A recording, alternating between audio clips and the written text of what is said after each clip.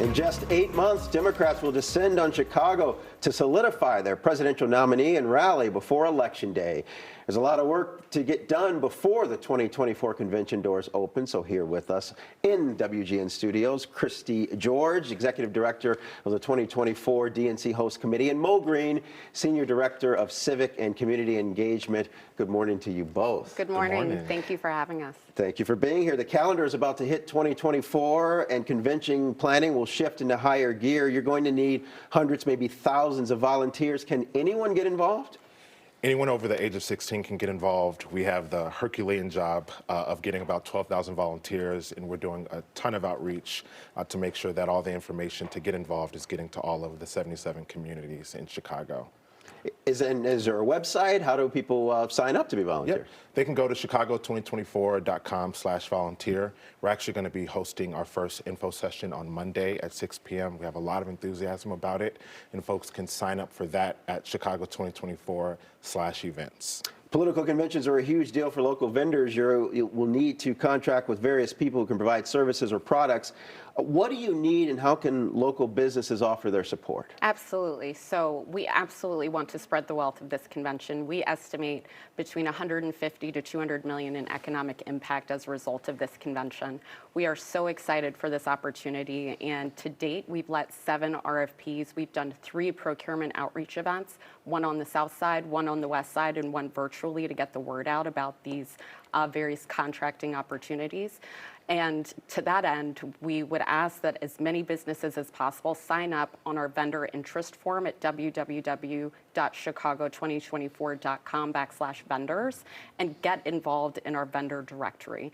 That is the single piece of information that we will share with all of the visitors that will be coming to Chicago who are looking to host events, even outside of official DNC events, and they will all need various services. They may need caterers, they may need janitorial services, they may need security services. There's so many different things that various folks will need to put on their own events during convention week. And because it's such an exciting time, we want them to put that information in our directory so that we can spotlight as many local businesses as we possibly can. Do you plan to prioritize minority vendors who often get passed over for these type of opportunities? Absolutely. So within each one of our RFPs, we have a specific focus in the evaluation criteria for minority-owned businesses, women-owned businesses, disability-owned businesses, veteran-owned businesses, and LGBTQ-owned businesses. It is a very important part, and we hope to spotlight that, those businesses as well. We also stood up a Business Diversity Advisory Council, including over 20 different diverse businesses, to focus on how we can include them as much as possible in our procurement plan. Politico had a story a while back with Donna Brazile raising concerns about diversity numbers among delegates. Since that alarm went off, what's been done to get the state parties to meet diversity goals? We know that the Democratic Party of Illinois has focused on this very much. We, as the nonpartisan, non-for-profit entity focused on putting on the convention, we do not have a hand in delegate selection, but we do know that the Democratic Party of Illinois is focused on it. Political parties say they want to leave a lasting impact on the community after you have the convention in a place. How can you do that? What do you hope to leave behind?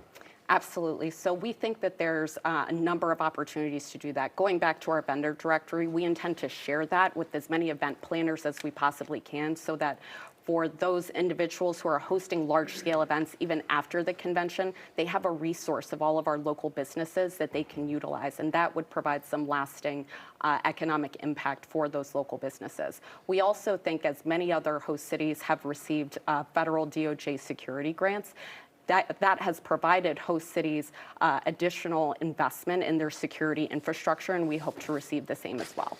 Okay, I've got 5 seconds left. It was the Macarena in 1996. What are folks going to be dancing to next year in Chicago? Oh, they're going to be stepping. All right. Bring back stepping. They're going to be Chicago house stepping. Let's do it. All right. Christy George, Mo Green, thank you guys so much. Thank you so much. Merry Christmas to you. Thank you. We're going to take one more break, a quick look back at the week ahead. Stay with us.